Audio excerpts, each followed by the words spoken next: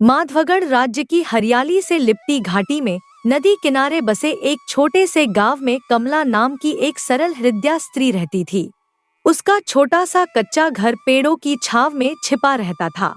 कमला का जीवन सादा था, पर उसके हृदय में एक गहरी अधूरी चाह दबी हुई थी। विवाह के 10 वर्ष बीत जाने के बाद भी उसकी गोद सूनी थी। फिर भी उसने कभी ईश्वर से शिकायत नहीं की। हर सुबह पूजा के समय वह हाथ जोड़कर विनम्र स्वर में कहती, हे प्रभु, आपकी जो भी इच्छा है मैं उसे सिर झुकाकर स्वीकार करती हूँ। उसका पति रामू भी वैसा ही धैर्यवान और शांत स्वभाव का था। गांव में बड़ी का काम करता और शाम को लौटकर मिट्टी के चूल्हे के पास बैठकर कमला के साथ भविष्य की बातें करता। दोनों का प्रेम गहरा था, मगर उस प्रेम के पीछे एक मौन पीड़ा भी थी। एक ऐसा दर्द जो शब्दों में कभी व्यक्त नहीं हुआ। फागुन का महीना था। हवा में हल्की मादकता, पेड़ों पर नए पत्तों की कोमल हरियाली और फूलों की सुगंध से भरी धरती। उस सुबह भी कमला अपनी धुलाई की टोकरी लेकर गंगा नदी के घाट पहुंची। यह गंगा ही माधवगढ़ की जीवन रेखा थी, चौड़ी, गहरी और इतनी निर्मल कि उसमें आसमान की नीली छाया और किनारों के पीपल के वृक्ष एकदम साफ दिखते। वह कपड़े धोने में मग्न थी कि अचानक एक अजीब सी आवाज उसके कानों में पड़ी। पहले तो उसने सोचा शायद हवा की सरसराहट है, पर आवाज क्रमशः स्पष्ट होती गई। उसके दिल की धड़कन तेज हो गई। ये तो किसी बच्चे के रोने की आवाज लग रही है। उसने नदी की ओर नजर दौड़ाई। दूर लहरों पर डोलती एक टोकरी धीरे धीरे उसकी ओर बहती आ रही थी। टोकरी रंगीन महीन कपड़ों से ढकी थी और भीतर से वही मधुर किंतु व्याकुल सी आवाज आ रही थी, हे भगवान, कहीं इसमें सचमुच कोई बच्चा तो नहीं। कमला के होंठ सूख गए। बिना पल गवाए उसने घाट के किनारे रखी लंबी लकड़ी उठाई और सावधानी से टोकरी को अपनी ओर खींचा। जैसे ही टोकरी किनारे लगी, कमला ने कांपते हाथों से कपड़ा हटाया और अगला पल उसकी सांसें थमा देने वाला था। टोकरी में एक अद्भुत सुंदर शिशु लेटा था। उसकी आंखें नीलम सी गहरी और चमकदार, चेहरा चांद सा निर्मल, होठों पर मासूम सी मुस्कान। वह रो नहीं रहा था, बल्कि अपनी नन्ही नन्ही मुट्ठियों से हवा में कुछ पकड़ने की कोशिश कर रहा था, मानो कोई अदृश्य तारा छूना चाहता हो। कमला की आंखों में आंसू भर आए। अरे बाप रे, यह कितना प्यारा है। इसकी आंखों ने जैसे नीले आसमान में चमकते तारों को समेट लिया हो। उसने चारों ओर नजर दौड़ाई, पर घाट पर सन्नाटा था। न कोई औरत, न कोई आदमी, बस नदी की धीमी कलकल और आसपास की मौन हरियाली। कौन होंगे इसके माता पिता? किसने इसे इस हाल में छोड़ दिया? इतना सुंदर बच्चा, मानो स्वयं देवता का रूप हो। उसने धीरे से बच्चे को गोद में उठा लिया और उसके नन्हे नन्हे हाथ अपने गाल से लगा लिए। उस क्षण कमला को लगा उसकी सूनी गोद में मानो वसंत उतर आया हो। कमला ने बिना देर किए कपड़े समेटे, टोकरी एक और रखी और बच्चे को अपने आंचल में ऐसे लपेट लिया जैसे अपने हृदय में छिपा लिया हो। उसकी चाल में अब जल्दी थी, पर कदमों में एक अनजाना उत्साह भी। रास्ते भर वह बच्चे से ऐसे बातें करती रही मानो वर्षों से उसे जानती हो। चल बेटा, चल, घर चलते हैं। अब तो अकेला नहीं है, तेरी अम्मा आ गई है। हाँ, मैं हूँ तेरी अम्मा। शिशु उसकी आवाज सुनकर चुपचाप उसे निहारता रहा। उसकी नीली आंखों में एक अजीब सा आकर्षण था, जैसे वे कमला की आत्मा की गहराइयों तक झांक रही हों, उसकी हर अनकही पीड़ा को पढ़ रही हों। घर पहुंचते ही कमला ने ऊंची आवाज लगाई, रामू जी, अरे रामू जी, जल्दी आइए। रामू, जो बाहर आंगन में लकड़ी तराश रहा था, औजार वहीं छोड़कर भागा। दरवाजे पर आकर उसकी नजर जैसे ही कमला की गोद में लिपटे शिशु पर पड़ी, वह ठिठक गया। अरे कमला, यह बच्चा कहाँ से आया, किसका है? कमला ने पूरे घटनाक्रम को सांस की सांस में सुना दिया। रामू चुपचाप सुनता रहा। कभी उस अद्भुत बच्चे को देखता, कभी पत्नी के चेहरे पर उमड़ी अनोखी खुशी को। मतलब यह बच्चा नदी में बहता हुआ आया था। हाँ जी, बिल्कुल, देखिए इसे, जैसे स्वयं भगवान ने हमारे लिए भेजा हो। रामू ने झुककर बच्चे को गौर से देखा। वह सचमुच असाधारण सुंदर था और उसकी नीली आंखें जैसे देखते देखते मन को अपने भीतर खींच लें। पर कमला, रामू की आवाज में हल्की चिंता थी। किसी और के बच्चे को हम यूं अपना कैसे बना सकते हैं? अगर इसके माता पिता आ गए तो? कमला की आंखों में दृढ़ता उतर आई। अगर यह बच्चा उनका होता तो क्या वे इसे लहरों के हवाले कर देते? जिसने इसे छोड़ दिया उसने तो इसे जीवन से ही त्याग दिया। रामू ने धीरे से सिर हिलाया। बात तो सही है। और देखिए इसे कैसे शांति से हमारी गोद में है, रो भी नहीं रहा, जैसे समझ गया हो कि अब इसका घर यही है। रामू ने देखा, सचमुच बच्चा शांत था। कभी कमला को देखता, कभी उसे, और होठों पर वही मासूम मुस्कान। कमला की आवाज भर्रा गई। 10 साल से हम संतान के लिए तरस रहे हैं। भगवान ने खुद इसे हमारे दरवाजे पर भेजा है। इससे बड़ा कोई संकेत हो सकता है? रामू की आंखों में भी स्नेह उमड़ आया। वह बच्चे के पास आया, उसके माथे पर हल्के से हाथ फेरा। शिशु ने उसकी उंगली पकड़ ली और खिलखिलाकर मुस्कुरा दिया। सच कहती हो कमला, लगता है यह हमेशा से हमारा ही था। तो फिर तय हो गया। कमला की आंखों में चमक थी। हाँ, रामू ने प्रेम से कहा, आज से यह हमारा बेटा है। कमला ने पूछा, तो इसका नाम क्या रखें? रामू ने उसकी गहरी नीली आंखों को देखते हुए कहा, देखो इन आंखों में जैसे गहरा समुद्र और रात का आकाश समाया हो। तो फिर इसका नाम रखते हैं नील। कमला ने तुरंत कहा, नील, हाँ यही ठीक है, हमारा नील। उस दिन माधवगढ़ की उस छोटी सी कुटिया में एक नया अध्याय शुरू हुआ। कमला और रामू नहीं जानते थे कि नील की इन नीली आंखों में एक रहस्य छिपा है, एक ऐसी अद्भुत शक्ति जो एक दिन उनके जीवन को सदा के लिए बदल देगी। अभी के लिए बस उनके घर में हंसी थी, पूर्णता थी, और नील की मुस्कान में एक नई सुबह का वादा। माधवगढ़ की घाटी में वसंत अपने पूरे रंग बिखेर चुका था। सरसों के पीले फूल खेतों में लहरा रहे थे, आम के बौर से महक उठी गलियां, और हवा में हल्की सी नमी के साथ चिड़ियों का मधुर कलरव। नील अब चलना फिरना सीख चुका था। उसकी नन्ही टांगे घर के आंगन से लेकर बांस की बाड़ तक हर जगह दौड़ती, और उसकी हंसी मानो झरने की धारा घर को जीवंत कर देती। उसकी गहरी नीली आंखें, जो जन्म से ही असाधारण थी, दिन प्रतिदिन और भी सम्मोहक होती जा रही थी। कमला का मन अब हर समय भरा भरा रहता। वह नील को गोद में लेकर उससे बातें करती, उसके माथे को चूमती और अनगिनत सपनों में खो जाती। चल बेटा, आज फिर नदी पर चलते हैं, तू यहीं रेत में खेलना और अम्मा कपड़े धो लेगी, उसने स्नेह से कहा। नील खुशी से ताली बजाने लगा। उसकी मधुर हंसी सुनकर लगता था जैसे वसंत की बयार ही घर में गुनगुनाने लगी हो। गंगा के उसी घाट पर जहाँ 1 साल पहले नील मिला था, कमला कपड़े धो रही थी। नील पास ही रेत में खेल रहा था। कभी छोटी छोटी कंकड़ियां इकट्ठी करता, कभी पानी में हाथ डालकर मछलियों को पकड़ने की कोशिश करता। अचानक कमला की नजर नदी की लहरों पर पड़ी और उसका दिल एक पल के लिए थम गया। वही दृश्य, वही टोकरी, वही धीमी धीमी गति से बहती आकृति जो धारा के संग उसकी ओर बढ़ रही थी। हे भगवान, यह क्या हो रहा है?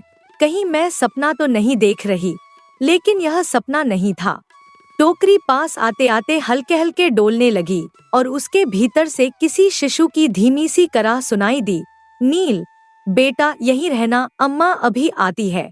कमला ने घाट के किनारे पड़ी लंबी लकड़ी उठाई और सावधानी से टोकरी को अपनी ओर खींचा। जब उसने ऊपर से कपड़ा हटाया, उसकी सांसें थम गईं। टोकरी में एक अद्भुत सुंदर कन्या थी, गुलाबी गाल, मासूम मुस्कान और वही सम्मोहक नीली आंखें जो नील की थीं। हे मेरे राम, कमला की आंखों में आंसू भर आए। यह कैसे संभव है? 1 साल पहले नील, आज यह बच्ची, दोनों एक जैसी आंखों वाले। उसने चारों ओर देखा, घाट पर कोई नहीं था, बस नदी की लहरों का मंथर स्वर और दूर कहीं से आती कोयल की आवाज। कमला के भीतर गुस्सा भी था और हैरानी भी। कौन है वो निर्दयी माँ जो अपने ही बच्चों को लहरों के हवाले कर रही है? क्या पत्थर का दिल है उसका? इतने में नील अपनी माँ की आवाज सुनकर दौड़ता आया। जैसे ही उसकी नजर बच्ची पर पड़ी, वह खिलखिलाकर हंस पड़ा, मानो किसी पुराने साथी को पहचान लिया हो। उसकी नन्ही उंगलियां बच्ची की हथेलियों को छूने लगी और दोनों की आंखों में एक अजीब सा अपनापन झलकने लगा। कमला दोनों बच्चों को लेकर घर लौटी, एक हाथ में नील, दूसरे में वह रहस्यमय कन्या। आंगन में काम करते रामू ने आवाज सुनी और औजार गिराकर दौड़ा। अरे कमला, यह फिर से कहाँ से आई? वही घाट से, उसी टोकरी में। कमला की आवाज में आश्चर्य और उत्साह मिला हुआ था। रामू ने बच्ची को गौर से देखा। कमाल है, इसकी आंखें भी नील जैसी हैं, जैसे एक ही आकाश के दो तारे हों। कमला ने गहरी सांस ली। कितनी अजीब बात है रामू जी, मुझे तो लगता है यह भगवान का ही कोई इशारा है, रामू ने धीरे से कहा, या फिर कोई रहस्य जो हमें अब तक समझ नहीं आया। नील बच्ची के पास बैठा था, उसकी उंगलियों को पकड़कर मुस्कुरा रहा था। कमला ने उस दृश्य को देखा और मन ही मन ठान लिया, चाहे यह कैसी भी कहानी हो, अब यह बच्ची भी हमारी है। इसका क्या नाम रखें? रामू ने बड़े स्नेह से पूछा। कमला ने बच्ची की नीली आंखों में झांका। उन आंखों की गहराई में मानो आसमान की अनंत नीलिमा कैद थी। इसकी आंखें भी नील जैसी नीली है, क्यों न इसका नाम नीलम रख दे? रामू मुस्कुराया, उसकी आंखों में भी चमक आ गई। नीलम बहुत सुंदर नाम है, नील और नीलम जैसे भाई बहन के लिए ही बने हों ये नाम। कमला ने बच्ची को सीने से लगाते हुए कहा, हाँ, अब हमारा परिवार पूरा हो गया। उसी समय दूर माधवगढ़ के विशाल और भव्य राजमहल में मातम छाया हुआ था। सोने चांदी से जड़ा सिंहासन कक्ष उस शाम असामान्य रूप से सूना था। राजा वीर सिंह अपनी माँ राजमाता देवकी के पास बैठे थे। उनकी आंखें रोने से सूज चुकी थी और चेहरे पर गहरी थकान और उदासी थी। बाहर महल के आंगन में सैनिक और सेवक चुपचाप खड़े थे। हवा में एक बोझिल सन्नाटा था, जैसे दीवारें भी शोक मना रही हों। माँ, राजा की आवाज कांप रही थी। मैं समझ नहीं पा रहा, मेरे साथ यह सब क्यों हो रहा है? राजमाता देवकी ने, जो 60 वर्ष की उम्र में भी गरिमामयी और तेजस्वी थी, अपने बेटे का हाथ थाम लिया। पुत्र जो होता है, ईश्वर की इच्छा से होता है, हमें उसे स्वीकार करना चाहिए। लेकिन माँ, राजा की आंखें भर आईं। पहले मेरा पहला बच्चा जन्म लेते ही चला गया, फिर पिछले साल दूसरा बच्चा हुआ और उसी के साथ मेरी प्रिय नैना भी।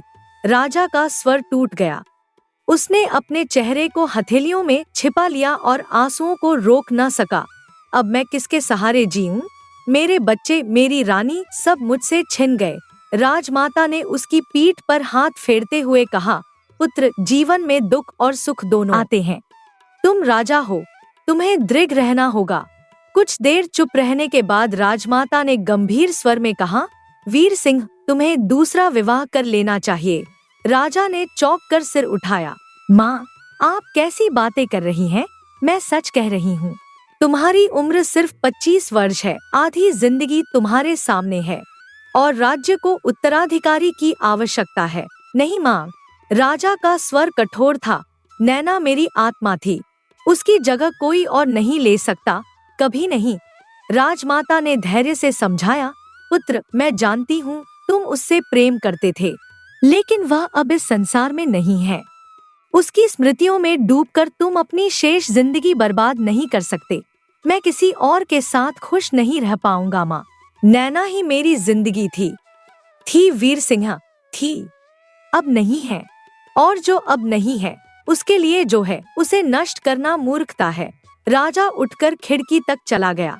बाहर डूबते सूरज की लालिमा आकाश में बिखरी थी, जैसे वह भी किसी अनकहे दुख में डूबा हो। माँ, मैंने नैना से वादा किया था कि मैं हमेशा उसका ही रहूंगा। मैं वह वादा नहीं तोड़ सकता। राजमाता भी उठकर उसके पास आई। वीर सिंह, याद रखो, तुम सबसे पहले एक राजा हो। तुम्हारी प्रजा तुमसे उम्मीदें रखती है। राज्य को स्थिरता चाहिए। मुझसे यह मत कहिए माँ, मैंने निश्चय कर लिया है, मैं दूसरा विवाह नहीं करूंगा, बात खत्म। राजमाता ने लंबी सांस ली। ठीक है पुत्र, लेकिन याद रखना, अकेलापन बहुत कड़वा होता है। राजा जैसे ही कमरे से निकला, राजमाता के होठों पर हल्की रहस्यमयी मुस्कान तैर गई। उनकी आंखों में एक अजीब चमक थी, जैसे वे किसी गहरे राज की रखवाली कर रही हों। 10 बरस का लंबा सफर बीत चुका था। नील अब 11 वर्ष का और नीलम 10 वर्ष की हो चुकी थी। दोनों ही असाधारण रूप से सुंदर और चतुर थे। उनकी नीली आंखें मानो सागर की अथाह गहराई और आकाश का असीम विस्तार किसी को भी पहली नजर में मोहित कर लेती। कमला और रामू का घर अब हंसी खुशी का आंगन बन चुका था। नील पढ़ाई में तेज जबकि नीलम गीत संगीत और नृत्य में अनुपम थी।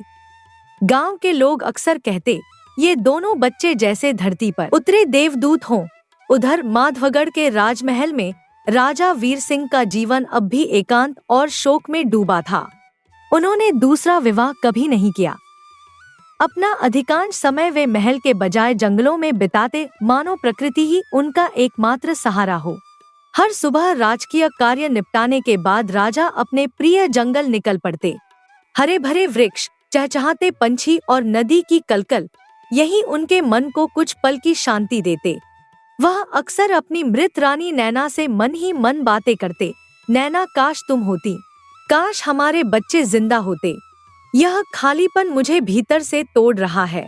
फागुन की एक सुनहरी दोपहर राजा अपने प्रिय पीपल के पेड़ के नीचे बैठे थे। हल्की हल्की हवा पत्तियों से खेल रही थी। उनकी सरसराहट में कोई अनकहा गीत गूंज रहा था। अचानक उनकी निगाह ठिठक गई। कुछ दूरी पर एक अद्भुत जीव चल रहा था, एक हिरण। पर यह कोई साधारण हिरण नहीं था। उसका पूरा शरीर गहरे नीले रंग का था, जैसे रात का निर्मल आकाश, और उसके सिर पर सुनहरे सींग थे जिन पर सूर्य की किरणें पड़ते ही मानो आग सा प्रकाश फैल रहा था। राजा की सांसें थम सी गईं। इतना सुंदर, इतना अद्भुत, मैंने ऐसा प्राणी जीवन में कभी नहीं देखा। राजा धीरे धीरे उसकी ओर बढ़ने लगे। अजीब था कि हिरण भागा नहीं, उसकी बड़ी बड़ी आंखों में भी वही गहरा नीलापन था। हर कदम पर राजा का मन और खिंचता जा रहा था, मानो उस नीले हिरण में कोई रहस्यमय शक्ति हो। बस कुछ कदम और। राजा ने हाथ बढ़ाया उसकी दिव्यता को छूने के लिए, और तभी हिरण बिजली सी फुर्ती से मुड़कर भाग निकला। रुको, रुको मेरे सुंदर मित्र, राजा पुकार उठे, मैं तुम्हें कोई नुकसान नहीं पहुंचाऊंगा। पर हिरण रुकने की बजाय और तेज दौड़ने लगा। राजा भी पीछे पीछे दौड़ पड़े, टहनियां चीरते, पत्तों को रौंदते हुए। मैं तुम्हें अपने महल ले जाना चाहता हूँ, तुम्हें सुख सुविधा दूंगा। पर शब्द हवा में गुम हो रहे थे। नीला हिरण मानो हवा में बहता जा रहा था। राजा की सांसें अब तेज हो चुकी थी, कपड़े पसीने से भीग गए थे। हिरण अभी भी दिख रहा था, पर दूर, बहुत दूर। हताश होकर राजा ने तरकश से एक तीर निकाला। यदि प्रेम से नहीं आएगा तो मुझे मजबूर होना पड़ेगा। धड़ाम, तीर सीधा हिरण की ओर छोड़ा गया, पर तीर लक्ष्य तक पहुंचता उससे पहले ही एक तेज और चकाचौंध करने वाली नीली सुनहरी रोशनी फैली, जिसने पूरे जंगल को ढक लिया। जब तक प्रकाश ओझल हुआ, हिरण गायब था। राजा के तीर की दिशा में केवल खाली हवा थी। राजा अवाक खड़े रह गए। यह कैसे संभव है? वह मेरी आंखों के सामने था और पलक झपकते गायब हो गया। दूर जंगल में पत्तों की सरसराहट सुनाई दी, मानो कोई अदृश्य शक्ति हंस रही हो। राजा बहुत देर तक उसी स्थान पर खड़े रहे। चारों ओर निगाह दौड़ाई, झाड़ियों में झांका, हवा में कान लगाए, पर नीले हिरण का कोई नामोनिशान नहीं था। नहीं, वे दांत भींचते हुए बुदबुदाए, मैं इसे ऐसे नहीं जाने दूंगा। वह नीला हिरण, चाहे जो कीमत चुकानी पड़े, वह मेरा होगा। उस क्षण उनके भीतर एक नया प्रबल जुनून जन्म ले चुका था। दृढ़ कदमों से वे महल की ओर बढ़े। संध्या ढलते ही महल के घंटाघर में आपातकालीन सभा का संकेत गूंज उठा। मंत्रीगण, सेनापति और राजमाता देवकी सभी आश्चर्यचकित थे कि राजा ने अचानक इतनी जल्दी सभा क्यों बुलाई है। राजा अपने सिंहासन पर बैठे, पर उनकी आंखों में असामान्य सी चमक और चेहरे पर बेचैनी साफ झलक रही थी। आज हमने एक अद्भुत दृश्य देखा है, राजा ने गंभीर स्वर में कहना शुरू किया। एक ऐसा दृश्य जो हमारे जीवन की दिशा बदल देगा। सभा में गहरा सन्नाटा छा गया। सभी की निगाहें राजा पर टिक गईं। आज, राजा ने धीमे लेकिन दृढ़ स्वर में कहा, हमने जंगल में एक नीले रंग का हिरण देखा है। उसके सींग सुनहरी आभा से चमक रहे थे, मानो किसी देवलोक का जीव हमारे सामने आ खड़ा हुआ हो। मुख्यमंत्री द्विजराज ने हिचकिचाते हुए पूछा, महाराज, क्या आप निश्चित हैं? नीला हिरण? प्रकृति में ऐसा कोई जीव तो होता नहीं। राजा की आंखें क्षण भर में सख्त हो गईं। मंत्री जी, क्या आप हमारी बात पर संदेह कर रहे हैं? नहीं महाराज, मंत्री ने घबराते हुए कहा, पर यह बात अविश्वसनीय है। तभी राजमाता देवकी ने धीरे से कहा, पुत्र, कहीं एकांत में अधिक समय बिताने और मन की उदासी के कारण तुम्हें भ्रम तो नहीं हो गया? कभी कभी अकेलापन आंखों के सामने अजीब दृश्य खड़ा कर देता है। राजा अचानक खड़े हो गए। माँ, आप भी हमारी आंखों के देखे पर संदेह करती हैं? हमने उसे छूने की कोशिश की थी, तो वह अब कहाँ है? राजमाता ने शांत लेकिन ठोस स्वर में पूछा। राजा ने थोड़ी देर चुप रहकर कहा, वह भाग गया, और जब हमने उस पर तीर चलाया तो वह एकाएक गायब हो गया। सेनापति वीरबाहु ने आगे आकर कहा, महाराज, यदि ऐसा कोई जीव वास्तव में है तो वह साधारण नहीं हो सकता। संभव है वह किसी जादूगर की रचना हो या कोई दिव्य शक्ति। हाँ वीरबाहु, राजा ने गहरी सांस लेकर कहा, इसीलिए उसे पकड़ना और भी आवश्यक है। हम उस नीले हिरण को हर हाल में चाहते हैं। राजा की आवाज अब गूंजने लगी। हम आदेश देते हैं कि कल से पूरी सेना उसकी खोज में निकल पड़े। जो उसे जीवित पकड़ कर लाएगा उसे मुहमांगा इनाम मिलेगा। मंत्री द्विजराज ने सावधानी से पूछा, महाराज, खोज कहाँ से प्रारंभ की जाए? उसी जंगल से जहाँ हम रोज जाते हैं, पूर्वी वन के गहरे हिस्से में। वहीं वह छिपा होगा। राजा ने बिना झिझक उत्तर दिया। सेनापति ने कहा, महाराज, अगर वह सचमुच दिव्य प्राणी है तो उसे पकड़ना सरल नहीं होगा, और यदि वह अदृश्य हो जाता है तो। राजा का स्वर और कठोर हो गया। तो हम तब तक प्रयास करेंगे जब तक वह हमारे हाथ न आ जाए। राजमाता ने अंतिम बार समझाने की कोशिश की, पुत्र, राज्य के कार्य, प्रजा की समस्याएं, एक हिरण के लिए पूरी सेना।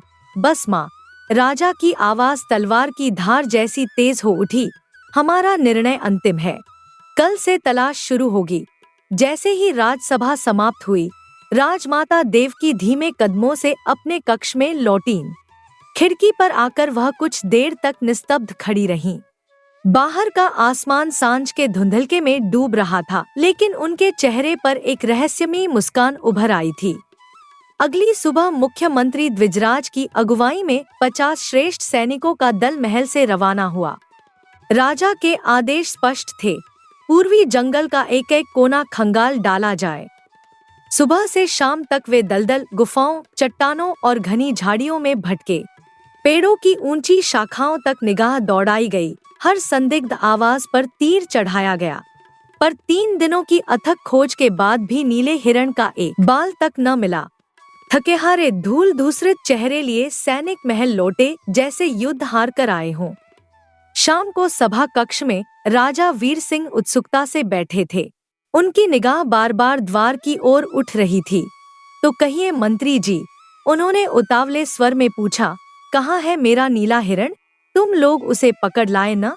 मुख्यमंत्री ने सिर झुका लिया। क्षमा करें महाराज। राजा का चेहरा पलभर में बदल गया। क्या मतलब? तुम सब खाली हाथ लौट आए? महाराज, मंत्री ने धीरे से कहा, हमने 3 दिन तक जंगल का कोना कोना छान डाला। हर पेड़, हर झाड़ी, हर गुफा देखी, पर वह नीला हिरण कहीं नहीं मिला। राजा सिंहासन से उछलकर खड़े हो गए। क्या कहा? वह कहीं नहीं मिला? यह असंभव है। सेनापति वीरबाहु ने साहस जुटाकर कहा, महाराज, हमारे सैनिकों ने जान की बाजी लगाई, लेकिन शायद वह कोई साधारण जीव नहीं था। राजा की आवाज गरज उठी। क्या उसे धरती निगल गई या आसमान उठा ले गया? तभी एक वृद्ध सैनिक आगे आया। महाराज, हमने आपके बताए इलाके से आगे बढ़कर दूसरे जंगल भी छान मारे। बहुत से हिरण देखे, पर कोई भी नीले रंग का नहीं था। दूसरे ने जोड़ा, हमने जंगल के पुराने शिकारियों से भी पूछा। वे भी कहते हैं कि ऐसा जीव उन्होंने कभी नहीं देखा। राजा का धैर्य टूट चुका था। निकम्मों, एक छोटा सा हिरण भी नहीं पकड़ सके। राजा ने गहरी सांस ली, फिर मंत्री की ओर मुड़कर कहा, ठीक है, अगर तुम लोग नाकाम रहे तो अब पूरे राज्य में घोषणा कर दो। कैसी घोषणा महाराज? यह कि जो भी व्यक्ति उस नीले हिरण को हमारे लिए जीवित पकड़ कर लाएगा उसे मुहमांगा इनाम मिलेगा, चाहे सोना हो, चांदी हो, जमीन हो या दरबार में उच्च पद। राजमाता देवकी ने धीमे स्वर में चेताया, पुत्र, यह बहुत बड़ा ऐलान है, सोच समझकर। नहीं माँ, राजा ने बीच में ही रोक दिया, हमारा निर्णय अंतिम है। अभी ढोल पीटकर यह घोषणा पूरे राज्य में फैला दी जाए। अगले ही दिन पूरे माधवगढ़ में नगाड़ों की गूंज फैल गई। चौक चौराहों पर, बाजारों में, गांव-गांव के दरवाजों पर ढोल पीटकर उद्घोषक पुकारने लगे, सुनो सुनो, महाराज की आज्ञा है, जो भी उस नीले रंग के अद्भुत हिरण को जीवित पकड़कर राज दरबार में पेश करेगा उसे मुहमांगा इनाम मिलेगा, चाहे सोना हो, चांदी, जमीन या कोई ऊंचा पद। खबर आग की तरह फैल गई। गरीब किसान से लेकर अमीर व्यापारी तक, शिकारी से लेकर साहसी युवकों तक, हर कोई इस स्वर्णिम अवसर पर नजर गड़ाए था। सैकड़ों लोग जाल, रस्सियां, तीरकमान और तलवारें लेकर जंगलों में उतर पड़े। किसी ने पेड़ों पर ऊंचे मचान बनाए, किसी ने गुफाओं के मुहानों पर जाल बिछाए। दिन हफ्तों में बदले, लेकिन नीले हिरण की एक झलक भी किसी को न मिली। धीरे धीरे लोगों में कुहासा सा संदेह फैलने लगा। चौपालों और चाय की दुकानों पर कानाफूसियां होने लगी। कहीं महाराज ने कोई सपना तो नहीं देख लिया, या फिर अकेलेपन के कारण उन्हें कोई भ्रम हो गया। नीला हिरण, ऐसा जीव कहीं होता भी है क्या? 2 महीने बीत चुके थे।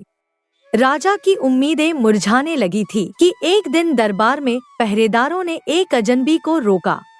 वह एक बूढ़ा आदमी था, लंबी धवल दाढ़ी, चेहरे पर समय की गहरी झुर्रियां, मैले कुचैले कपड़े और कंधे पर लटकता पुराना झोला।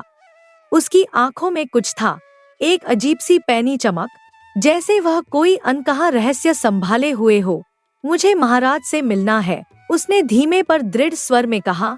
नीले हिरण के बारे में राजा तक संदेश पहुंचा और उन्होंने तुरंत उसे दरबार में बुलाने का आदेश दिया। बूढ़ा व्यक्ति धीमे धीमे कदम बढ़ाता हुआ सभा में आया, फिर राजा के सामने गहरा झुककर बोला, प्रणाम महाराज। राजा की आंखों में उत्सुकता तैर उठी।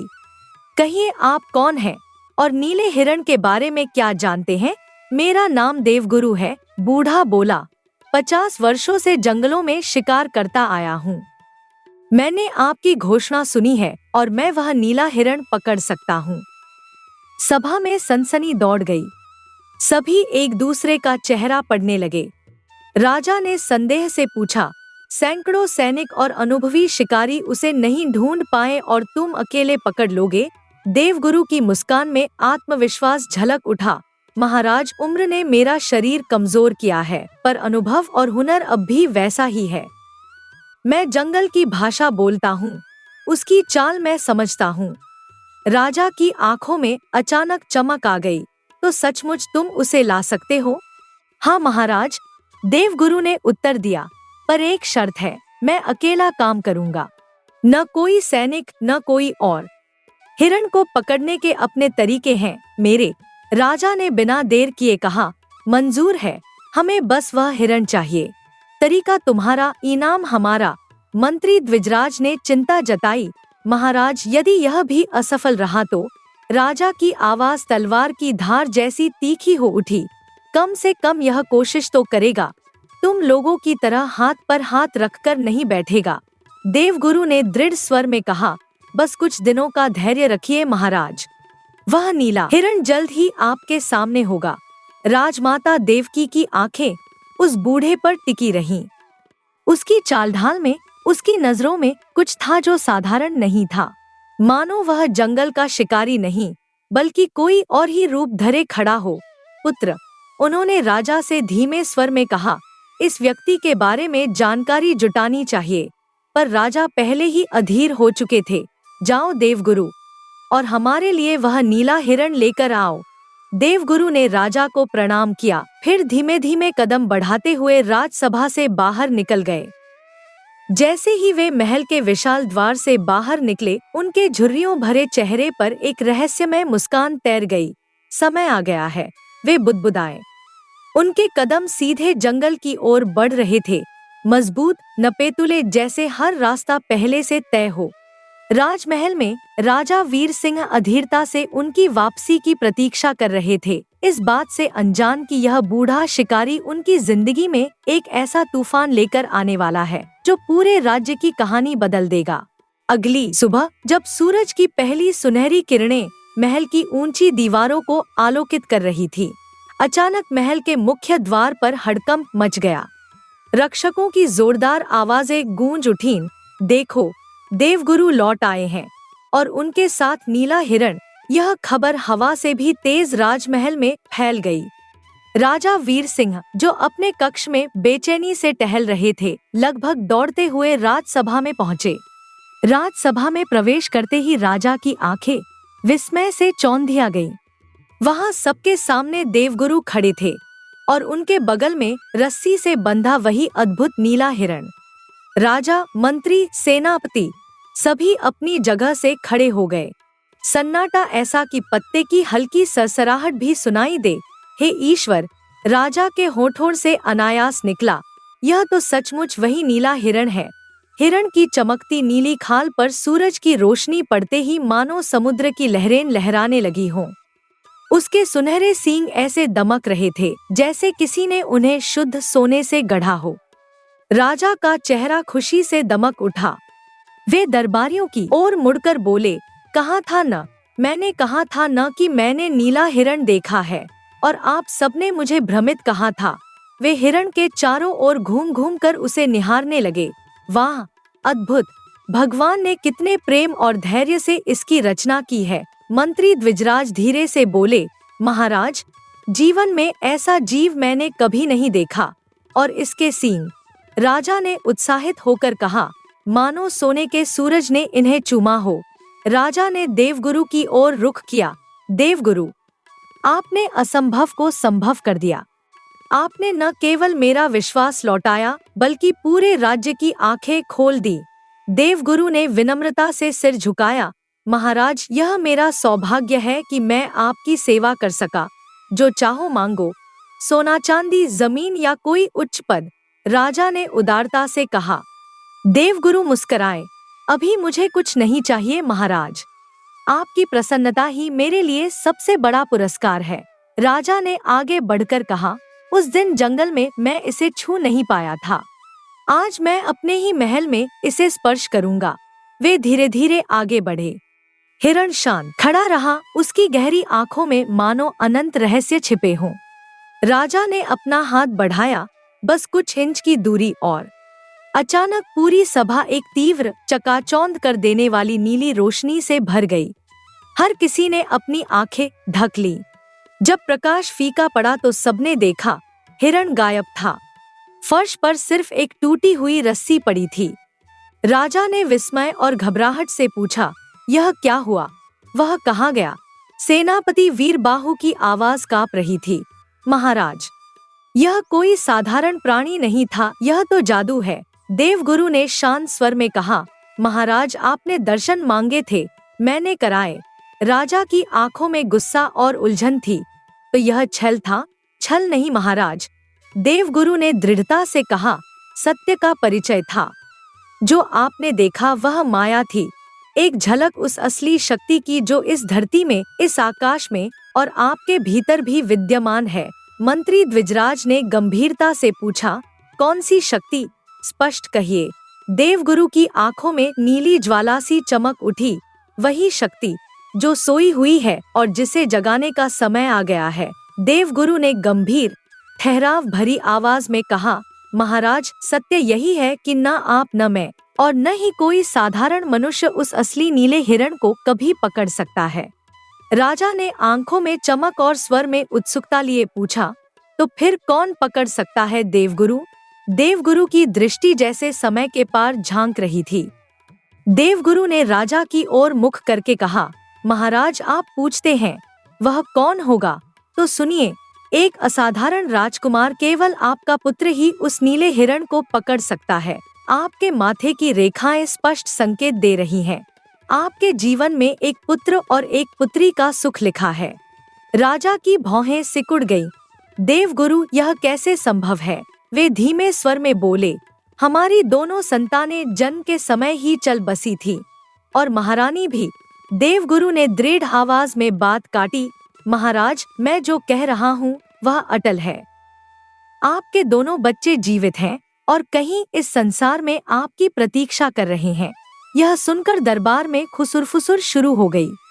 मंत्री द्विजराज ने संदेह से कहा, देवगुरु, यह असंभव है। पूरे राज्य को मालूम है कि महाराज की संतान मृत पैदा हुई थी। देवगुरु के होठों पर रहस्यमयी मुस्कान उभर आई। मंत्री महोदय, जो आंखों के सामने दिखे वह हमेशा सत्य नहीं होता। कई बार असली सच को गहरे पर्दे में छुपा दिया जाता है। राजा कुछ और पूछते उससे पहले ही राजमाता का मन जैसे हलचल से भर गया। देवगुरु के शब्द तीर की तरह राजमाता के दिल में उतर गए। उनका चेहरा पीला पड़ गया, आंखों में भय की परछाई थी और माथे पर पसीने की बूंदें चमक रही थी। वे बिना कुछ कहे धीमे धीमे उठीं और तेज कदमों से सभा से बाहर निकल गईं। राजा का ध्यान अभी भी देवगुरु पर टिका था, इसलिए उन्होंने यह परिवर्तन नहीं देखा। अपने निजी कक्ष में पहुंचते ही राजमाता ने जल्दी से अपनी सबसे विश्वासपात्र दासी कमली को बुलवाया। 20 वर्षों से कमली उनकी छाया की तरह रह रही थी, राजमाता के हर राज की गवाह।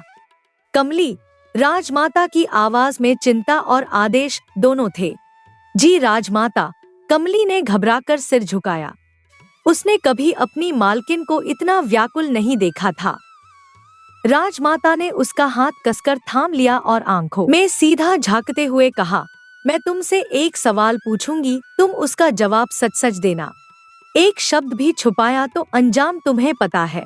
कमली ने सहमे स्वर में कहा, जी पूछिए। राजमाता का स्वर कांप रहा था, पर उसमें कठोरता भी थी।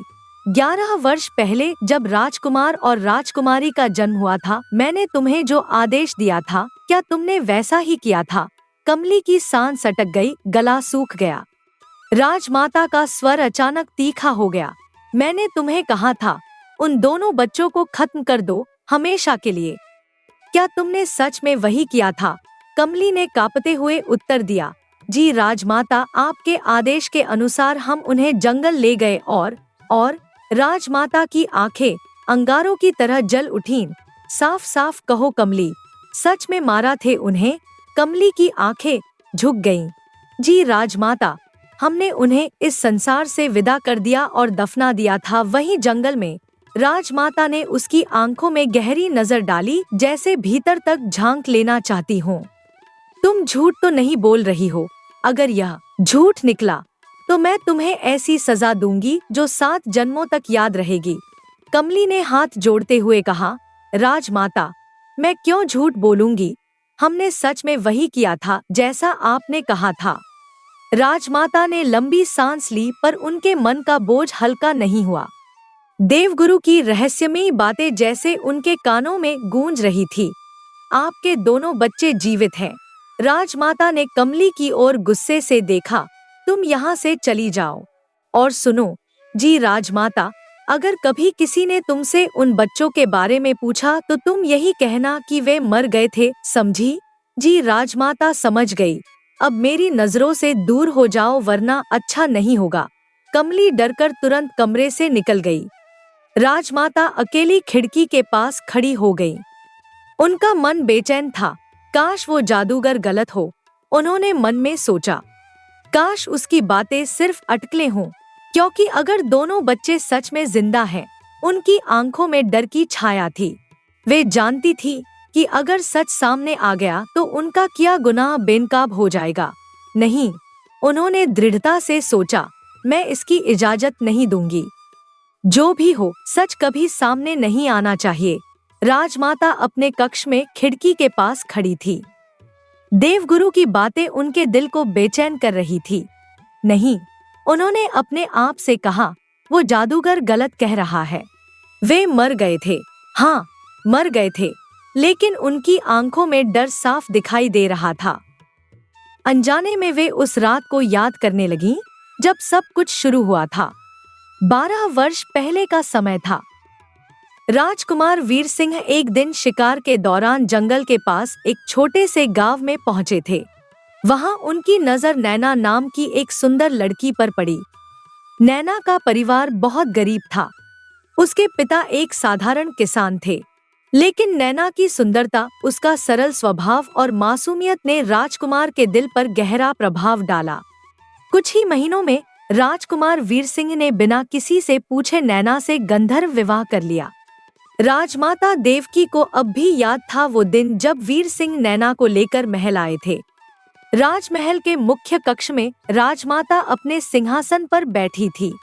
अचानक राजकुमार वीर सिंह एक युवती के साथ अंदर आए।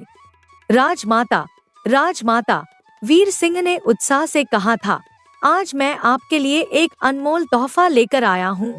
राजमाता ने भौहें सिकोड़ी। कैसा तोहफा? वीर सिंह ने नैना का हाथ पकड़कर आगे बढ़ाया। यह है मेरी पत्नी नैना, और आज से यह इस राज्य की महारानी है। राजमाता के चेहरे का रंग तुरंत बदल गया। वे अपनी जगह से उठ खड़ी हुईं। क्या कहा तुमने? पत्नी, तुमने विवाह कर लिया? जी माँ। हमें आशीर्वाद दीजिए ताकि हमारे इस नए जीवन में खुशियाँ भर जाएं। राजमाता की आवाज में तीखापन आ गया। आशीर्वाद? यह सब क्या है वीर सिंह? तुमने हमसे इजाजत लिए बिना विवाह कर लिया। नैना डरकर वीर सिंह के पीछे छुप गई। राजमाता की नजरें उस पर टिकीं। और यह लड़की कौन है? किस खानदान से है? किस राज्य की राजकुमारी है? कौन से कुल से संबंध रखती है? वीर सिंह ने दृढ़ता से कहा, राजमाता, यह लड़की किसी राजकुल से नहीं है। यह बहुत ही साधारण और गरीब परिवार से है। क्या? राजमाता के स्वर में अविश्वास था। हाँ माँ, मुझे इसके खानदान और कुल से कोई मतलब नहीं है। मुझे इस लड़की से सच्चा प्रेम हुआ है, इसीलिए मैंने किसी की परवाह किए बिना इससे विवाह कर लिया है। राजमाता का गुस्सा 7वें आसमान पर था। उन्होंने कड़क आवाज में कहा, ठीक है, तुम्हें यहाँ रहना है तो रहो, लेकिन सुन लो वीर सिंह, मैं इसे अपनी बहू और इस राज्य की रानी के रूप में कभी स्वीकार नहीं करूंगी। नैना ने कांपती आवाज में कहा, हमें माफ कर दीजिए राजमाता, हमें आपके खिलाफ जाकर यह विवाह नहीं करना चाहिए था। उसकी आंखों में आंसू थे। लेकिन मैं आपको यह आश्वासन देती हूँ कि मैं अपना पत्नी धर्म और बहू का धर्म पूरी ईमानदारी से निभाऊंगी। राजमाता ने नैना की ओर घृणा से देखा और बिना कुछ कहे वहां से चली गईं। कुछ सप्ताह बाद जब वीर सिंह और नैना किसी काम से पड़ोसी राज्य गए हुए थे, राजमहल में एक बूढ़ा ज्योतिषी आ पहुंचा। राजमाता देवकी को भविष्य जानने का हमेशा से शौक था, इसीलिए उन्होंने उसका आदरपूर्वक स्वागत किया। आइए पंडित जी, उन्होंने सिंहासन पर बैठते हुए कहा, हमारे भविष्य के बारे में कुछ शुभ बताइए। ज्योतिषी ने पहले उनकी हथेली ध्यान से देखी, फिर लंबे समय तक उनके चेहरे को निहारा। उसकी आंखों में अचानक एक विचित्र गंभीरता उतर आई और स्वर धीमा परंतु भारी हो गया। राजमाता, आपके भाग्य में एक भयानक संकट लिखा है।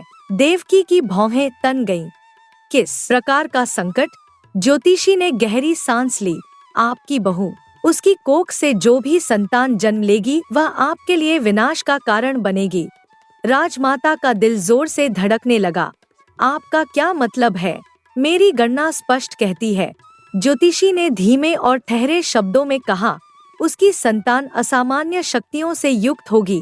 ऐसी शक्तियां जो आपके राज्य में आपके स्थान को हिला सकती हैं, यहाँ तक कि छीन भी सकती हैं।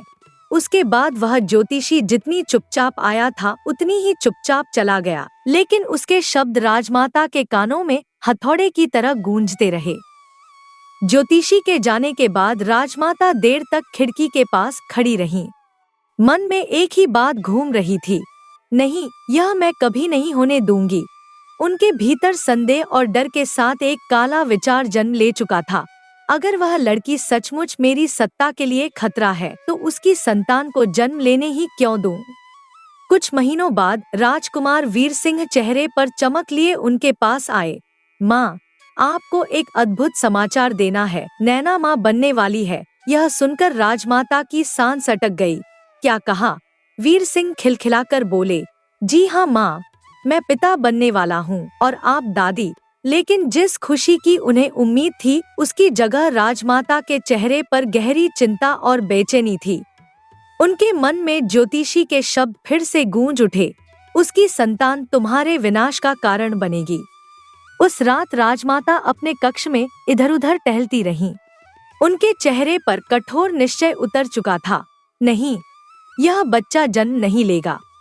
मैं अपनी सत्ता पर किसी का खतरा कभी नहीं आने दूंगी। अगले 9 महीनों में उन्होंने नैना को नुकसान पहुंचाने की अनगिनत साजिशें रची। उसके खाने में अदृश्य जहर मिलवाना, औषधियों में हानिकारक जड़ी बूटियां डालना, उसे सीढ़ियों से गिराने की कोशिश। हर बार उन्होंने पूरी कोशिश की कि यह किसी दुर्घटना की तरह लगे, लेकिन किसी अज्ञात अदृश्य दैवीय शक्ति की रक्षा के कारण नैना और उसके गर्भ में पल रहे बच्चे को कोई आंच न आई। हर प्रयास असफल हो जाता और यह असफलता राजमाता के भीतर की बेचैनी को और भी भड़काती रही। जब नैना को प्रसव पीड़ा शुरू हुई तो राजमाता ने महल के वैद्य और अन्य दासियों को दूर रखते हुए केवल अपनी सबसे भरोसेमंद दासी कमली को प्रसव में मदद के लिए बुलाया। घंटों की पीड़ा के बाद नैना ने एक सुंदर स्वस्थ पुत्र को जन्म दिया। पर खुशी का माहौल बनने से पहले ही राजमाता आगे बढ़ी और नवजात को अपनी बाहों में ले लिया। उनकी आंखों में मातृत्व की कोमलता नहीं, बल्कि एक ठंडी कठोर चमक थी। कमली, उन्होंने धीमे लेकिन आदेशात्मक स्वर में कहा, इस बच्चे को तुरंत यहाँ से ले जाओ। कमली सकपका गई। कहाँ ले जाऊं राजमाता? जंगल में। राजमाता का स्वर अब और भी ठंडा हो गया और उसे इतनी गहराई में दफना दो कि सांस लेने की गुंजाइश भी न बचे। मैं चाहती हूँ कि यह तुरंत मर जाए। कमली के हाथ कांप उठे।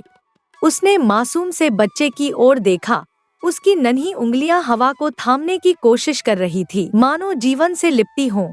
राजमाता, यह तो निर्दोष है। तुम वही करो जो मैंने कहा है। राजमाता की आंखों में क्रोध की ज्वाला भड़क उठी।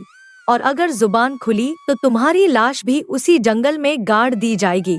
डर के मारे कमली बच्चे को कपड़े में लपेटकर महल से निकल गई।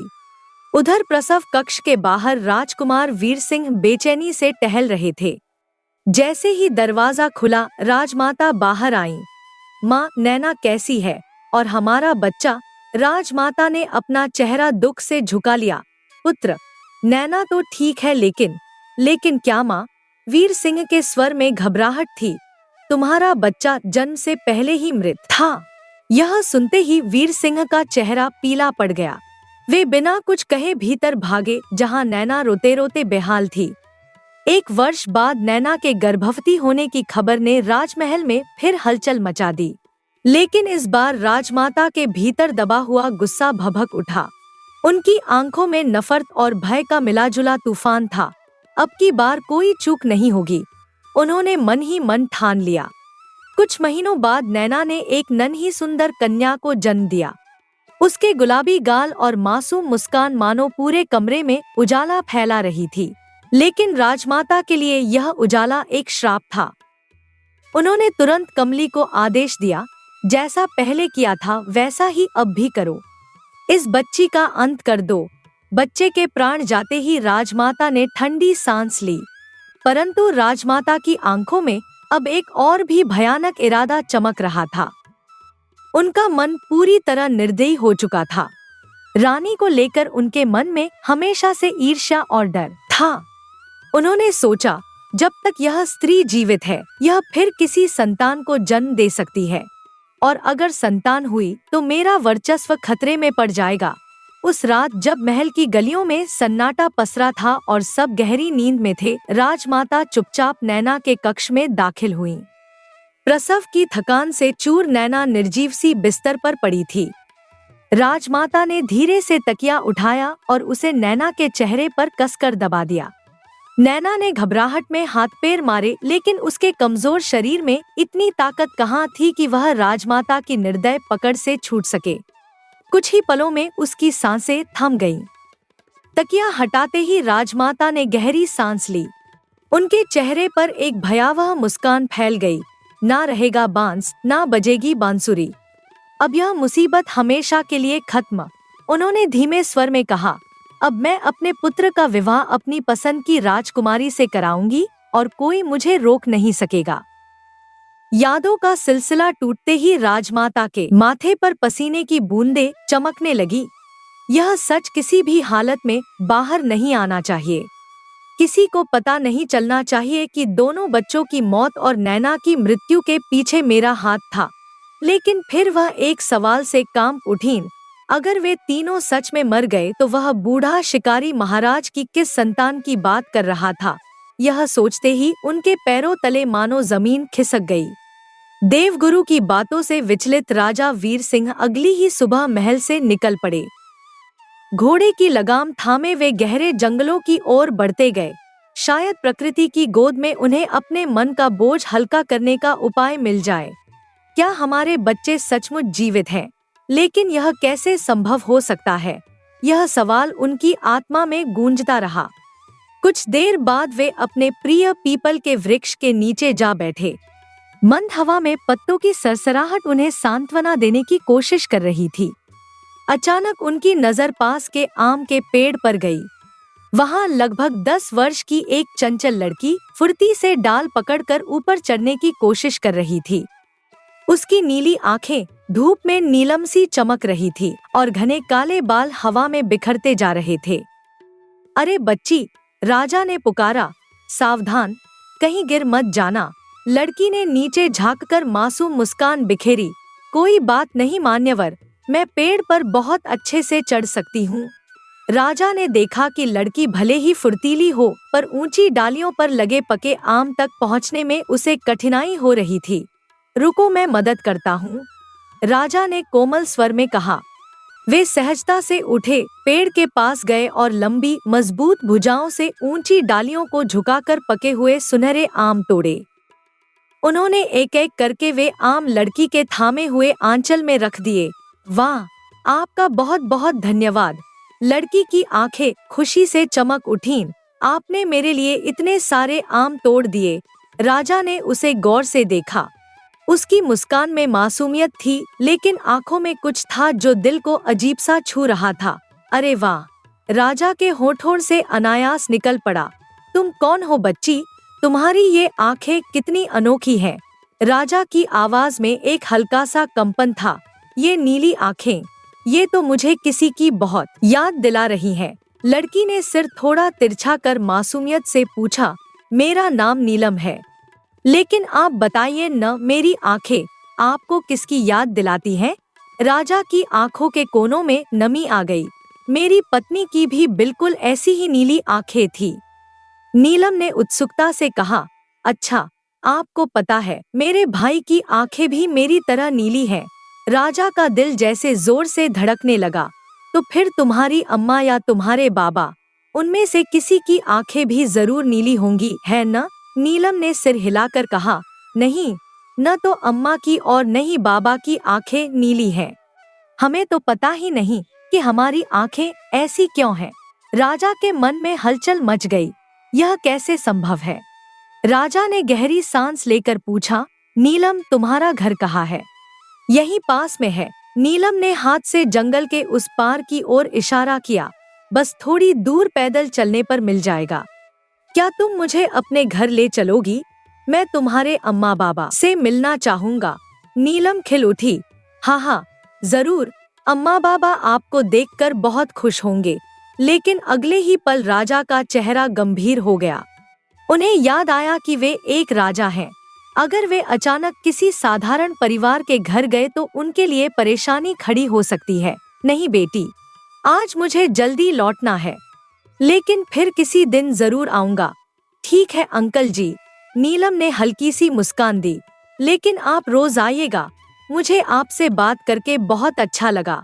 हाँ, मैं रोज आऊंगा, राजा ने वादा किया। उनके चेहरे पर पहली बार कई दिनों बाद एक सच्ची मुस्कान लौटी। उस दिन के बाद राजा वीर सिंह का जीवन जैसे बदल गया। अब वे महल की औपचारिकताओं से ज्यादा समय जंगल की शांति और नीलम की हंसी में बिताने लगे।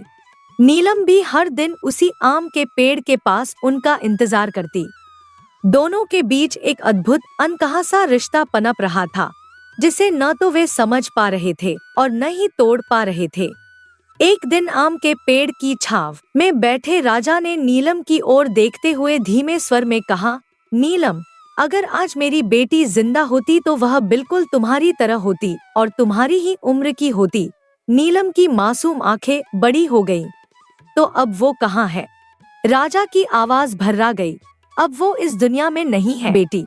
जन्म लेते ही उसने दम तोड़ दिया। ओ, नीलम के चेहरे पर गहरा दुख उतर आया। इसीलिए आप हमेशा उदास रहते हैं। इसी वजह से आप इस जंगल में इतना समय बिताते हैं। राजा ने हल्के से सिर हिलाया। उनके मन की पीड़ा जैसे शब्द बनकर बाहर आने लगी। हाँ, और सच कहूँ तो मैं यहाँ एक नीले हिरण की तलाश में भी आता हूँ, राजा ने कहा। नीलम की आंखें उत्साह से चमक उठीं। नीला हिरण? सच में? हाँ बेटी, क्यों, तुमने इसके बारे में सुना है? जी हाँ, मैंने सुना है कि हमारे राजा ने आदेश दिया है, जो भी नीले हिरण को पकड़ कर लाएगा उसे मुंह मांगा इनाम मिलेगा। राजा के होठों पर हल्की मुस्कान आई। उसने सोचा, इसे नहीं मालूम कि वही राजा इसके सामने बैठा है। चाचा जी, मुझे भी उस नीले हिरण को देखना है। कितना सुंदर होगा न वो? नीलम की आवाज में सच्ची चाहत थी। राजा ने प्रेम से नीलम के बालों को सहलाया। ठीक है बेटी, अगर हमें कभी वो नीला हिरण दिखा तो सबसे पहले तुम्हें दिखाऊंगा। वादा रहा। नीलम ने खुशी से ताली बजाई।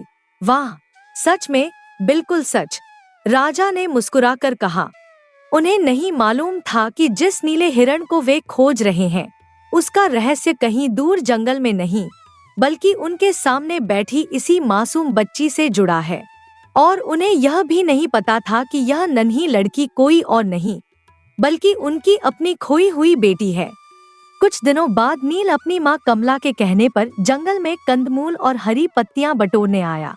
11 वर्ष का नील समझदार, जिज्ञासु और बेहद दयालु था। पेड़ों के झुरमुट में घूमते हुए अचानक उसकी नजर एक अद्भुत दृश्य पर ठहर गई। वही नीला हिरण। धूप उसकी चमचमाती नीली त्वचा पर ऐसे पड़ रही थी मानो आसमान का टुकड़ा धरती पर उतर आया हो। लेकिन उसकी चाल धीमी थी और आंखों में दर्द झलक रहा था। उसका एक पैर घायल था, जिससे वह लंगड़ाकर चल रहा था। अरे, तुम तो घायल हो, नील ने धीरे से कहा। उसकी आवाज में ऐसा अपनापन था जिससे जंगल की हवा भी नरम हो गई। डरो मत, मैं तुम्हारा दोस्त हूँ। तुम्हें कोई चोट नहीं पहुँचाऊंगा। हिरण ने चौंक कर उसकी ओर देखा। उसकी आंखों में भय की लहर थी, लेकिन नील के चेहरे की मासूमियत और आवाज की कोमलता ने उसे स्थिर कर दिया। नील ने धीरे से पास जाकर उसके सिर पर हाथ फेरा। देखो, तुम्हारा पैर तो सूज गया है। फौरन वह झाड़ियों की ओर भागा और कुछ औषधीय जड़ी बूटियां लेकर आया। वे जड़ी बूटियां जिनके बारे में उसने अपनी माँ कमला से सीखा था। घुटनों के बल बैठकर उसने हिरण के घाव को साफ किया, दवा लगाई और पत्तों से पट्टी बांधी। हिरण स्थिर खड़ा रहा, मानो जानता हो कि यह लड़का उसकी मदद कर रहा है। अचानक हिरण ने इंसानी आवाज में कहा, तुम्हारा बहुत बहुत धन्यवाद नील। अब मैं पहले से कहीं बेहतर महसूस कर रही हूँ। नील के हाथ से औषधीय जड़ी बूटी जमीन पर गिर गई। उसकी आंखें विस्मय से फैल गईं। तुम बोल सकती हो? वह हकला गया। हिरण की आंखों में एक कोमल चमक और होठों पर हल्की सी मुस्कान थी। हाँ, मैं बोल सकती हूँ। मैं कोई साधारण हिरण नहीं, बल्कि एक जादुई नीली हिरण हूँ। लेकिन तुम यहाँ अकेली क्यों हो और घायल कैसे हुई? नील की आवाज चिंता से भर गई। हिरण की निगाहें दूर कहीं खो गईं। जब से इस राज्य के महाराज ने मुझे देखा है, मेरी जिंदगी चैन से रह नहीं पाई। लोग मेरी सुंदरता के पीछे पागल हो गए हैं।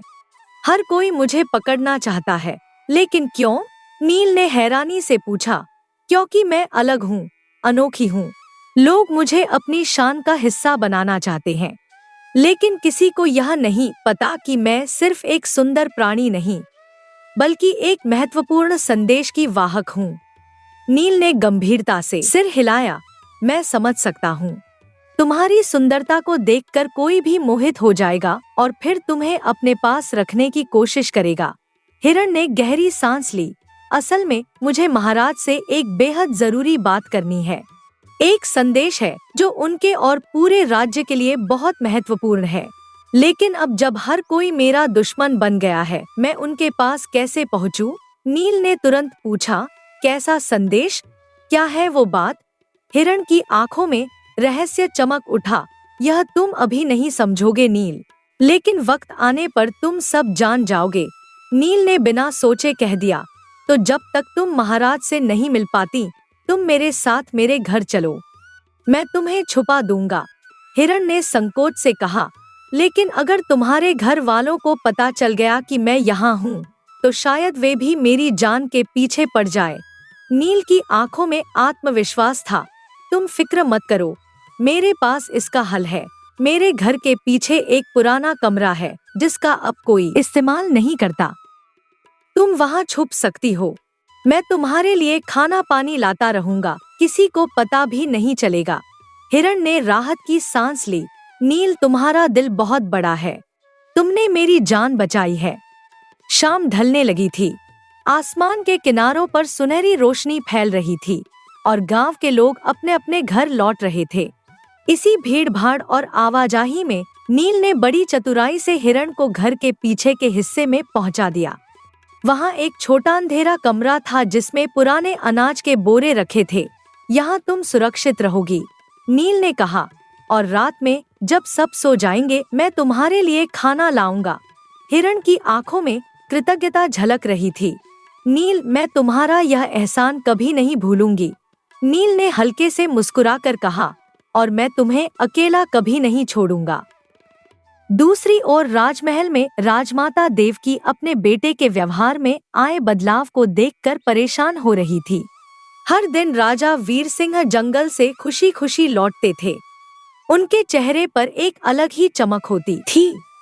एक दिन राजमाता ने राजा से पूछा, क्या बात है पुत्र, आजकल तुम ज्यादा समय महल के बाहर ही बिताते हो और जब लौटते हो तो तुम्हारे चेहरे पर एक अलग ही मुस्कान होती है।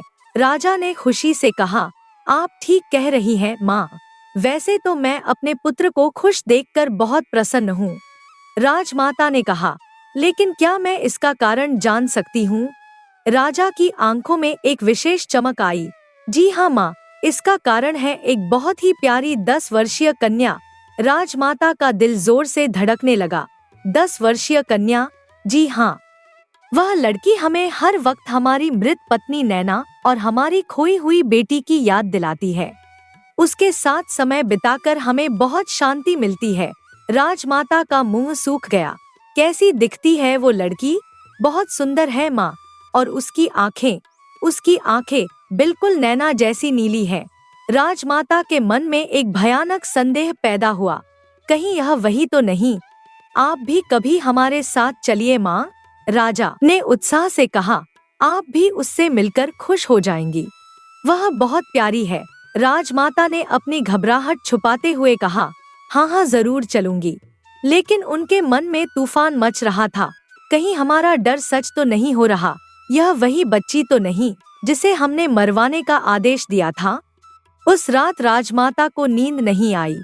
अगली सुबह उन्होंने फैसला किया कि वे खुद जाकर पता लगाएंगी। राजमाता ने अपनी पहचान छुपाकर सादे कपड़े पहनकर उस गांव की ओर प्रस्थान किया जहां कमला और रामू रहते थे। जब राजमाता कमला के घर के पास पहुंची तो उन्होंने देखा कि आंगन में 2 बच्चे खेल रहे हैं, एक लड़का और एक लड़की। जैसे ही उन्होंने दोनों बच्चों की आंखें देखी, उनके होश उड़ गए। नीली आंखें, उन्होंने मन में चिल्लाकर कहा, बिल्कुल वैसी ही नीली आंखें जैसी वीर सिंह की पत्नी नैना की थी। लड़का 11 साल का लग रहा था और लड़की 10 साल की।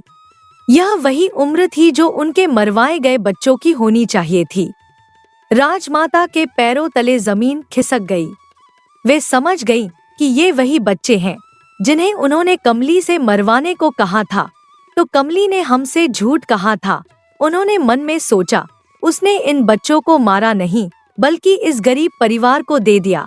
राजमाता की सांस तेज होने लगी। अब उन्हें समझ आया कि देवगुरु क्यों कह रहा था कि राजा के बच्चे जिंदा हैं। अगर वीर सिंह को पता चल गया कि ये बच्चे उसी के हैं, राजमाता ने डरते हुए सोचा तो वह जानना चाहेगा कि इन्हें कौन मारना चाहता था, और फिर सब कुछ बेनकाब हो जाएगा। उनके माथे पर पसीना आ गया। इससे पहले कि सच सामने आए मुझे कुछ करना होगा। राजमाता चुपचाप वापस महल लौट गईं। उनका चेहरा पीला पड़ गया था और मन में तूफान मच रहा था। अब क्या होगा? उन्होंने सोचा, मेरा सारा कियाधा बर्बाद हो जाएगा। राजमहल लौटकर राजमाता ने तुरंत कमली को बुलवाया। उनका गुस्सा 7वें आसमान पर था। कमली, राजमाता की आवाज में तूफान था। कमली डरते डरते राजमाता के सामने आई। राजमाता के चेहरे को देखकर उसके होश उड़ गए। गद्दार, तूने हमारे साथ विश्वासघात किया है, राजमाता ने गुस्से से चिल्लाकर कहा। कमली की आवाज कांप रही थी। राजमाता, क्या हुआ है? मैंने कोई गलती की है? गलती? राजमाता की आंखें लाल हो गईं। तूने हमसे साफ साफ कहा था कि उन दोनों बच्चों को जमीन में दफना दिया है, लेकिन वे आज भी जिंदा हैं। कमली के मुंह से एक चीख निकली। उसे समझ आ गया कि राजमाता को सच्चाई का पता चल गया है। राजमाता, मुझसे गलती हो गई, कमली ने रोते हुए कहा। गलती? राजमाता ने उसका गला पकड़ लिया। तू जानती है इस गलती की कीमत क्या है? माफ कर दीजिए राजमाता, कमली ने हाथ जोड़कर कहा। जब मैं उन बच्चों को एक एक करके दफनाने के इरादे से गई तो उनकी सुंदर नीली आंखें और प्यारी मुस्कान देखकर मैं ऐसा नहीं कर पाई। राजमाता का गुस्सा और बढ़ गया। तो तूने क्या किया? मैंने उन्हें नदी में बहा दिया। मुझे नहीं मालूम था कि कोई उन्हें पाल रहा होगा। राजमाता ने कमली को धक्का देकर दूर फेंक दिया। तेरी यह दया आज मेरी मृत्यु का कारण बन गई है, राजमाता ने गुर्राते हुए कहा। मेरे सामने से हमेशा के लिए चली जा। राजमाता, मुझे माफ कर दीजिए। अगर तू मेरे आसपास भी नजर आई तो मैं तुझे जिंदा नहीं छोड़ूंगी। भाग यहाँ से। कमली रोती हुई वहाँ से भाग गई। कमली के जाने के बाद राजमाता ने एक क्रूर योजना बनाई। अगले दिन वे फिर से भेष बदलकर जंगल की ओर गईं। उन्होंने जंगल के एक हिस्से में कुछ भूखे शेरों को देखा। राजमाता का दिमाग तेजी से काम करने लगा। अगर ये शेर उन बच्चों पर हमला कर दे, उन्होंने सोचा, तो सबको लगेगा कि यह एक हादसा था। किसी को शक भी नहीं होगा। राजमाता ने देखा कि नील और नीलम अकेले जंगल में खेल रहे हैं। कमला और रामू कहीं नजर नहीं आ रहे थे। यह सही मौका है, राजमाता ने सोचा। उन्होंने चतुराई से शेरों को उस दिशा में भड़काया जहां बच्चे खेल रहे थे। अचानक दो भूखे शेर गुर्राते हुए बच्चों की ओर दौड़े। नीलम डरकर चीखी, भैया शेर। नील ने तुरंत नीलम को अपने पीछे कर लिया। डरो मत नीलम, मैं हूं ना। लेकिन दोनों बच्चे जानते थे कि वे शेरों के सामने बेबस हैं। शेर और करीब आ गए। उनकी भूखी आंखों में हिंसा थी। ठीक उसी समय अचानक एक नीली चमक दिखाई दी। वही जादुई नीला हिरण तेजी से आया और शेरों के सामने खड़ा हो गया। हिरण की आंखों से एक अजीब सी रोशनी निकली। शेर डरकर पीछे हट गए और जंगल में भाग गए। राजमाता जो छुपकर यह सब देख रही थी, हैरान रह गई। यह क्या है? उन्होंने मन में सोचा। यह सच में नीला हिरण है, लेकिन यह इन बच्चों के पास क्या कर रहा है और इसने इनकी जान कैसे बचाई? राजमाता की हैरानी में झाड़ियों के पत्तों में सरसराहट हुई। सूखे पत्तों की आवाज से नील और नीलम सतर्क हो गए। कौन है वहाँ? नील ने आवाज लगाई। राजमाता को समझ आया कि अगर वे पकड़ी गईं तो बहुत मुश्किल होगी। वे चुपचाप वहाँ से भाग गईं। जब राजमाता चली गईं, तो नीलम ने हैरानी से हिरण को देखा।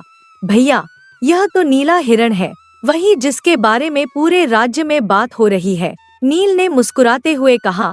हाँ बहन, यह नीला हिरण हमारी दोस्त है। क्या सच में? नीलम की आंखें चमक उठीं। यह तो बहुत सुंदर है। नीलम ने हिरण के सामने हाथ जोड़े। आपका बहुत बहुत धन्यवाद नीले हिरण, आपने हमारी जान बचाई है। हिरण ने गंभीर आवाज में कहा। अब बात करने का समय नहीं है। नील, तुम दोनों को मुझे तुरंत महल ले जाना होगा। नील ने चिंता से पूछा। लेकिन कैसे? अगर किसी ने हमें आपके साथ देख लिया तो पूरे राज्य में हंगामा मच जाएगा। और फिर आपकी जान को खतरा हो सकता है। इसकी चिंता मत करो। हिरण ने कहा, मेरे पास इसका उपाय है, तुम दोनों मुझे कसकर पकड़ लो। हिरण ने कहा। नील और नीलम ने हिरण को कसकर पकड़ा। अचानक उनके चारों ओर एक नीली रोशनी फैली। अगले ही पल वे तीनों राजमहल के मुख्य द्वार के सामने खड़े थे। वाह! नीलम ने हैरानी से कहा, यह कैसे हुआ? यह जादू है। नील ने कहा, हमारी दोस्त कोई साधारण हिरण नहीं है। अब तुम दोनों मुझे अंदर ले चलो। हिरण ने कहा। जैसे ही वे मुख्य द्वार के पास गए, दरवाजे अपने आप खुल गए। रक्षक हैरान रह गए, लेकिन वे कुछ नहीं कह सके। राजसभा में पहुंचते ही सभी दरबारी अपनी जगह से उठ खड़े हुए। राजा वीर सिंह अपने सिंहासन से उठकर तेजी से हिरण के पास आए। क्या यह हमारी कल्पना है या वास्तविकता? राजा की आवाज में अविश्वास था। क्या हम सच में नीले हिरण को देख रहे हैं? नीलम ने खुशी से कहा, जी महाराज, यह सच है। यह असली नीला हिरण है। राजा ने नीलम को गौर से देखा। अरे, तुम तो वही लड़की हो जिससे मैं जंगल में मिलता हूँ। तुम यहाँ कैसे आई? जी हाँ, नीलम ने मुस्कुराते हुए कहा। नील ने आगे बढ़कर कहा, महाराज, मैं इसका भाई नील हूँ। राजा ने नील को देखा। उसकी भी वैसी ही नीली आंखें थी जैसी नीलम की थी। और यह नीला हिरण, नीलम ने गर्व से कहा, मेरे भैया का दोस्त है।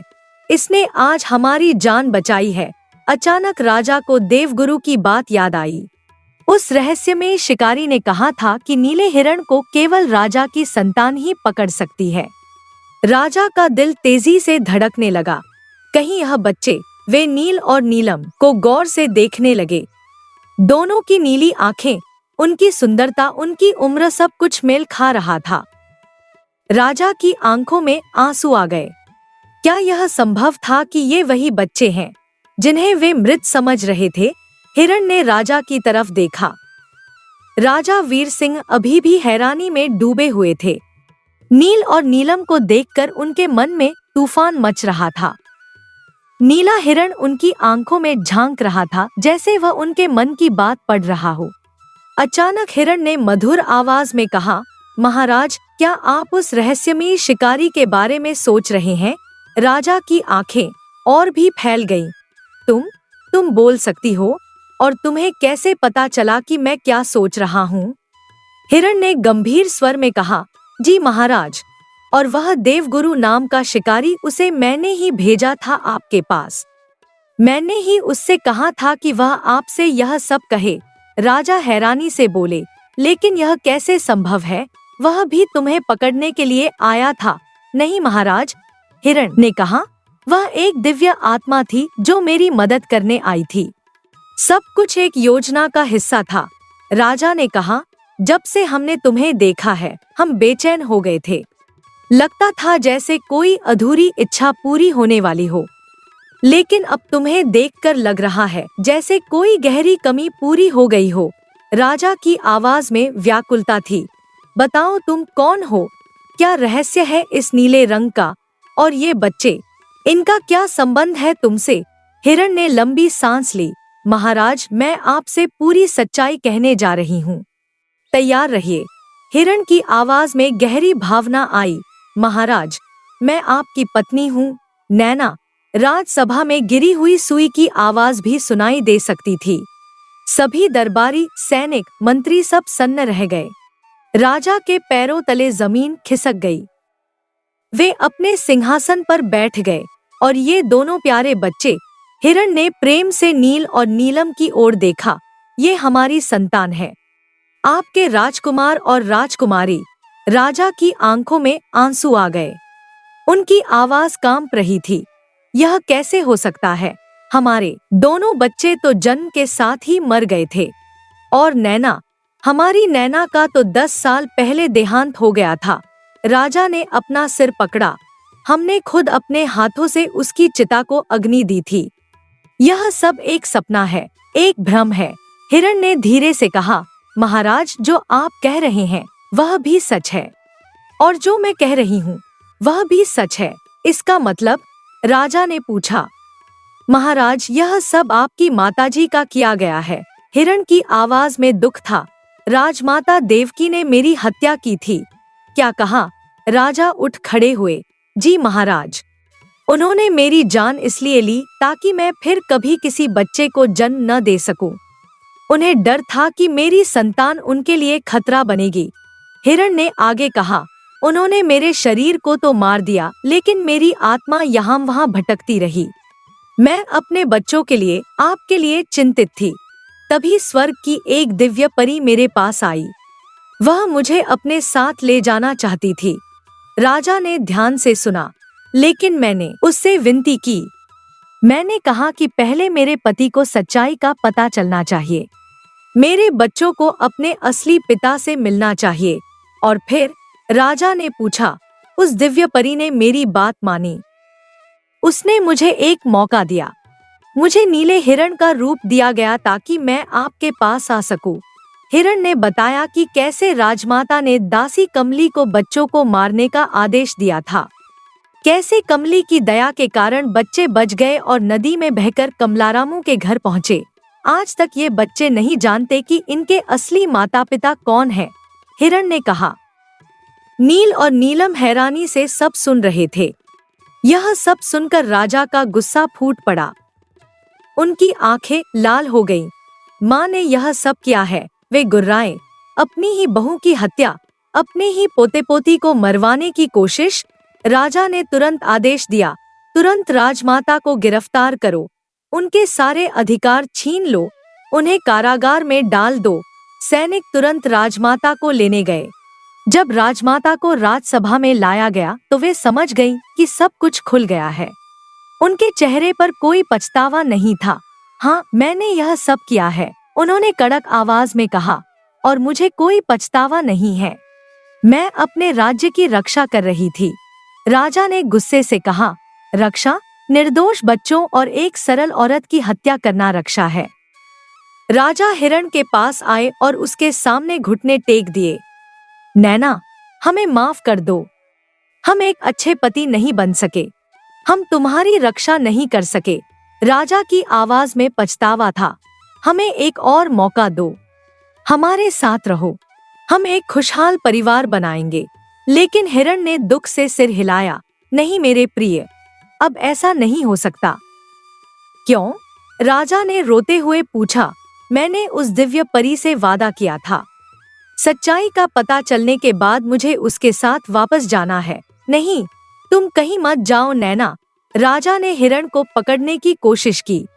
अचानक आसमान से एक सुनहरी रोशनी उतरी। एक सुंदर परी नीचे आई। हिरण धीरे धीरे अपने असली रूप में बदलने लगा। वह नैना बन गई, वही सुंदर नैना जिससे राजा प्रेम करते थे। मुझे जाना होगा, नैना ने कहा, लेकिन मैं हमेशा आपके दिल में रहूंगी।